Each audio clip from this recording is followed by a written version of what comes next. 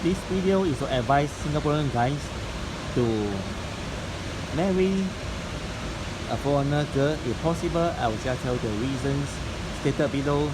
You can agree or disagree, it doesn't matter. So point one will be Singaporean girls, I mean their looks right are kind of average or lower. So if you marry them, you'll be facing them the rest of your life, day and night, 24 hours. I mean, if you say you have true love, then it's okay. But at the point of selection, a girl for like marriage or dating, right? I think 99% of guys will choose someone who is pretty. But the problem is, you know, the pool of Singapore girls, the amount, the number, right? The quantity, there are many, right? But there are not many who are like pretty or like above average. So if you're an average Singaporean guy, right, earning average salary of between like maybe $3,000 or $4,000, and then it's quite hard to actually get a pretty Singapore girlfriend, because for girls, right, to select the guys, the boyfriend and the husband, as one of the criteria, right, will be the amount of money they earn, the guys earn. But for guys, it doesn't really matter if the girl is like not pretty or like or I mean, I'm saying wrong. It doesn't matter if the girl earns a lot of money. You can earn like 10,000 a month, 50,000 a month. To the guy is like, we want somebody who is like above average or even pretty. But because I said earlier, the pool of Singapore girls, there's a lot less quantity, but the selection, the quality ones are very small. So the average Singaporean guy will end up marrying an average Singaporean girl, or even lower than average looking Singaporean girl. I mean, there's nothing wrong if you choose that is your choice, and which will be happiness and yeah, happiness for the rest of your life. But I'm just advising those single guys, right, Singaporeans or even foreigners guys, who want to date or marry a Singaporean girl, then watch this video, man. The last point will shock you guys. So let's say you come from a traditional family, you follow a traditional path, which means you go to university, you graduate from a top university, be it NTU, NUS, SMU, and other university, right? So local university, and then you get a good job, you get a good salary from $4,000 onwards as a starting salary. I think that's not bad. So there will be career progression along the way. Then guess what? It's time to get married, right? I mean, no, it's time to start dating, so that you can plan for your marriage in the future, right? So you need to find a solo partner. Everyone agree, right? But then how do you go and find it?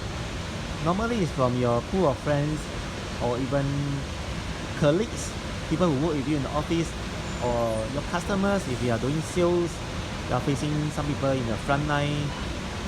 Yeah, so these are the pool of selection that you can choose from. And then what happens if you cannot find the person you like? You turn online, right? You know, a lot of apps, dating websites.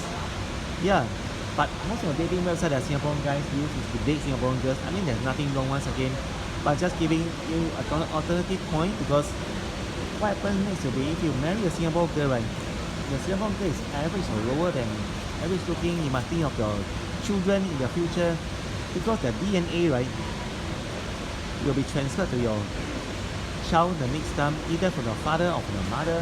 So there's a 50% chance, right? If the husband is not good looking or the wife is not good looking, then ends up the child become another average looking Singaporean.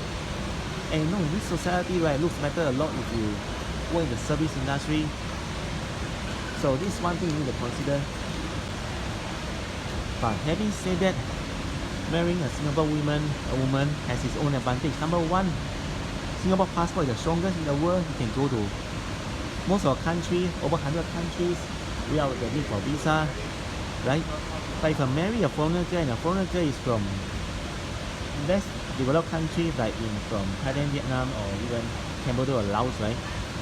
Or even Philippines, then they need a visa to go to other countries with you, and you don't need a tourist visa, they need a visa, and that costs money. The first thing, there will be some inconvenience because you need to apply the visa, take some time also.